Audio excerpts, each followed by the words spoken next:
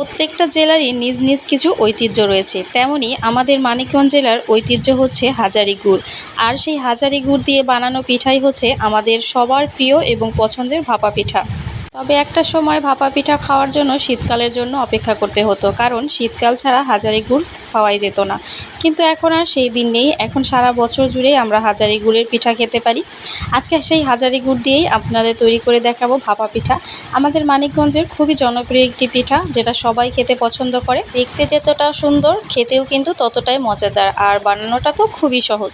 মেহমান আপ্যায়নে কিংবা জামাই আদরে সবাই কিন্তু আমরা খুব সহজেই ভাপা পিঠা তৈরি করতে পারি। যারা তৈরি করতে পারি না তাদের জন্যই আজকের এই প্রসেসিংটা দেখিয়ে দিব। ভাপা পিঠা অনেকেই অনেকভাবে তৈরি করে, তবে আমাদের গ্রাম অঞ্চলে যেভাবে তৈরি করা হয় সেটাই আজকে আপনাদের দেখাবো। ভাপা পিঠা তৈরির জন্য প্রথমে আমি ছোট্ট একটা বাটি নিয়ে নিয়েছি। এটা হচ্ছে আমার মেয়ের খেলনার একটা ঢাকনা।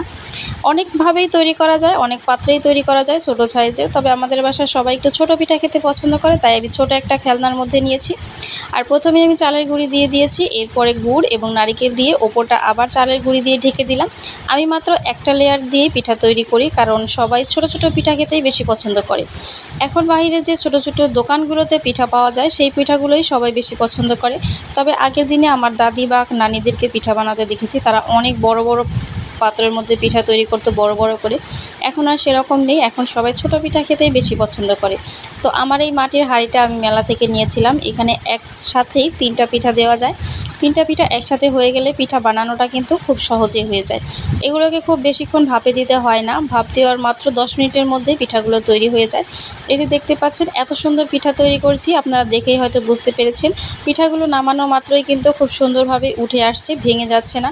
অনেকের কিন্তু পিঠা এভাবে ভেঙে যায়, তাদেরকে বলবো যে পানির পরিমাণটা কম কিংবা বেশি হতে পারে।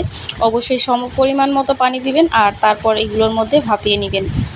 আমাদের অঞ্চলে আমরা এইভাবেই পিঠা বানিয়ে থাকি। তবে আপনাদের কাছে যদি অন্য কোনো মাধ্যম কিংবা উপায় থাকে অবশ্যই কমেন্ট করে জানাতে ভুলবেন না। আজকের এই পিঠাগুলো খেতে মাশাআল্লাহ এত বেশি মজার হয়েছিল, কি বলবো, দেখেই হয়তো বুঝতে পারছেন। তবে এগুলোর ভেতরে বেশি গুড় এবং নারিকেল দিলে খেতে কিন্তু ভালো লাগে, কিন্তু যারা মিষ্টি খেতে পছন্দ করেন না বা একটু কম পছন্দ করেন তারা মিষ্টির পরিমাণটা একটু কম দিবেন, তবে নারিকেলটা পর্যাপ্ত পরিমাণে দিবেন। নারিকেল ছাড়া এই পিঠাটা খেতে একদমই ভালো লাগে না। অনেক দিন আগের এই পিঠার রেসিপিটা আমার মোবাইলের মধ্যেই ছিল, অনেক দিন পর আজকে এডিট করতে বসলাম, কিন্তু আজকে আবার এডিট করার সময় পিঠা খেতে ইচ্ছে করছে। সবাইকে আমাদের বাসায় নতুন চালের নতুন গুড়ির পিঠা খাওয়ার আমন্ত্রণ জানিয়ে আজকের মতো ভিডিওটা এখানেই শেষ করব। সবাই ভালো থাকবেন, সুস্থ থাকবেন। আমি ফাতেমা ফারিন এবং আমার ফেসবুক পেজ ফাতেমা ফারিন লাইফস্টাইলের সঙ্গেই থাকবেন। আজকের মতো এখানেই বিদায় নিচ্ছি, দেখা হবে অন্য কোনো রেসিপি নিয়ে। সেই পর্যন্ত সবাই ভালো থাকবেন, সুস্থ থাকবেন। আল্লাহ হাফিজ।